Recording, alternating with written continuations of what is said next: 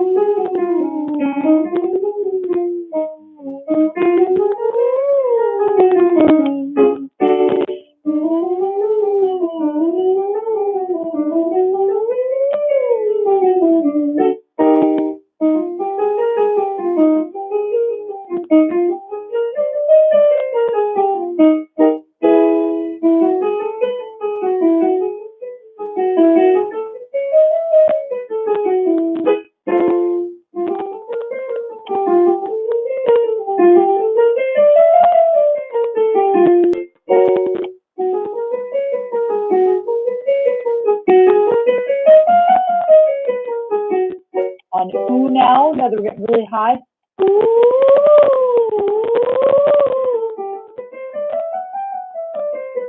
Yes, your head goes so good lately.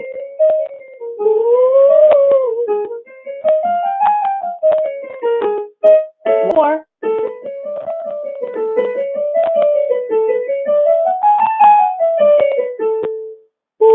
Ooh.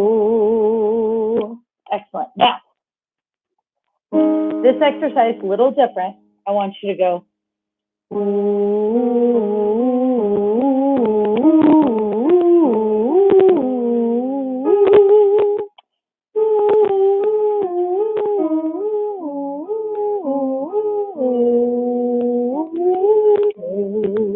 I'll do it again. Okay, a little bit slower. I'm going to try to slow myself down.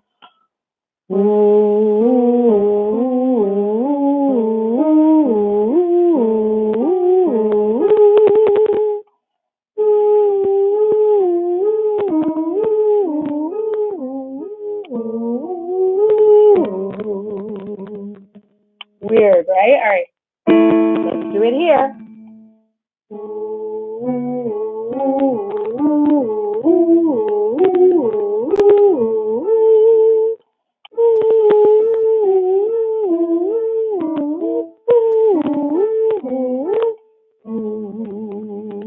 I didn't do that funny thing at the end.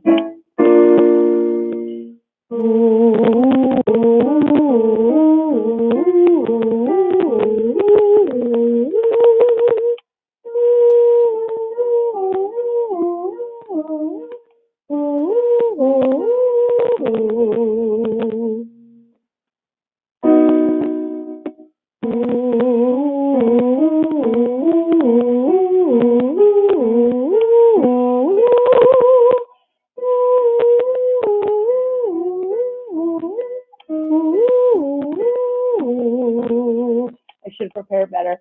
I didn't take a really good breath that time. You'll hear or feel, I did a little bit of a pop sometimes in the break in your register. That's okay, it's totally normal. We do want to iron that out, so to speak. I don't want you to think of it as like a defect. That pop is normal. It's, in fact, a lot of times it can be a healthy exercise to yodel. So there are a lot of singers that learn how to yodel because you're creating tension and release when you yodel. And it's a lot like if you've ever done relaxation things for like your hands or other, like your legs or whatever, and you'll like squeeze really hard and then release, squeeze really hard and then release. In yodeling, it's not squeezing, but that's kind of what the pop is. It's like hold and then release, and that's why you hear it that way. It's like it like pops into another realm or whatever. That's yodeling. So yodeling is actually really cool. Like I said, if you can kind of yodel here, get yourself to do it, it's good. Keep going.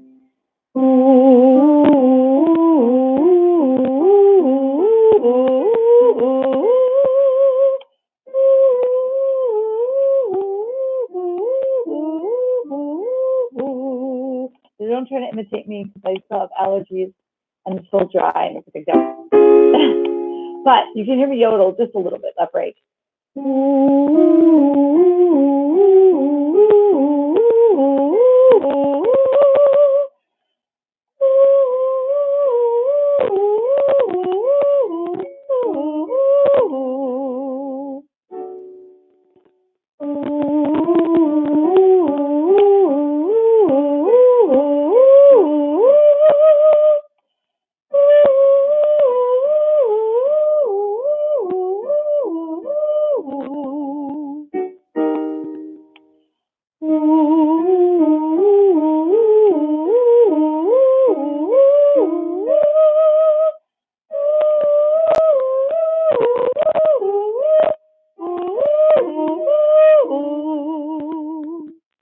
One more.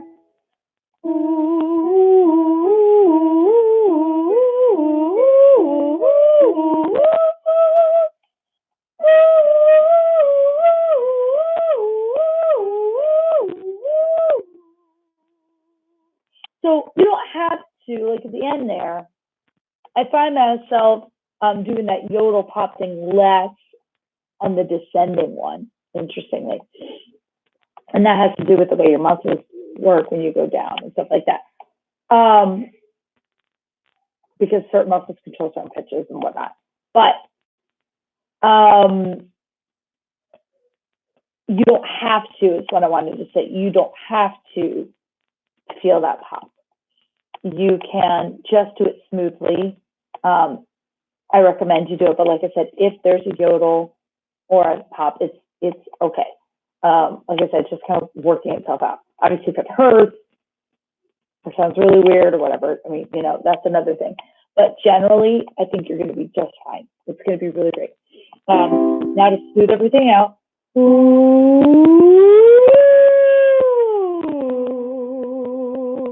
fact, I want you to go.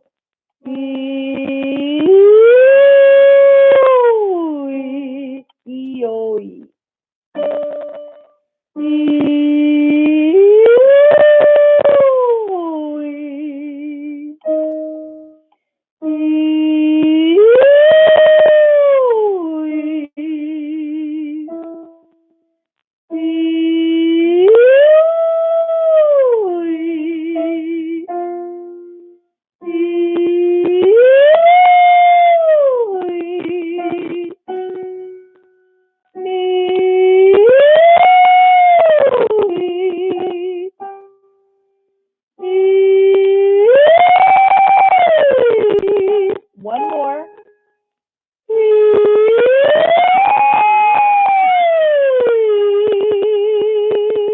So like a really big siren. And if you can get yourself to even go more slowly, that's even better. So, and it doesn't have to be exact notes like what I did, but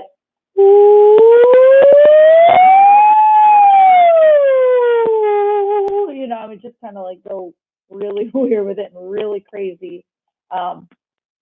It's going to feel like an obscene amount of time, but it's perfect. And this is not what I'm about to say is not to scare you at all or anything, or even to encourage you to self-diagnose. But part of the way that professional singers know or can suspect if they need to go to a laryngologist for like nodules, for instance, specifically, is to do that slide. I'm not afraid of it for you or anything, but it's something for all semi-professional and professional singers to know.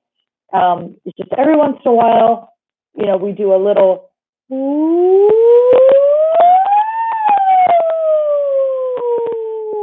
more slowly than that. And then if there are any spots where you're not singing, that's actually where the folds aren't contacting, because there's a node there, there's a nodule, there's a little callus there. So they're not connecting this, so that's why there's not a pitch. So if you go like, ooh, ooh, that's what people with nodes sound like. So very interesting. Like I said, I don't suspect it, but it's one of those cool exercises to know, to do every once in a while. It's like a voice self-exam a little bit. And then if you hear weird things, you know, over a period of 2 weeks or whatever, then that's when I would recommend you go to a laryngologist. I mean, on that random note, if you ever need to go, I mean, obviously you can have to ask, but there is a really cool, highly recommended voice specialist, because you can't just go to a regular ear, nose, and throat doctor for your voice. You can go to an ENT, but ENTs do not necessarily specialize in voice. So there is a voice specialist ENT at the Mayo Clinic in Jax Beach. But anyway, it's just good to know that if we ever need, you know, somebody, that there is somebody local. Because when I first moved here, I was told essentially that it was Orlando. And when I did my research, I looked it up and they were like, no, just Orlando. Like if you need a laryngoscopy, you're a singer, like that's your doctor.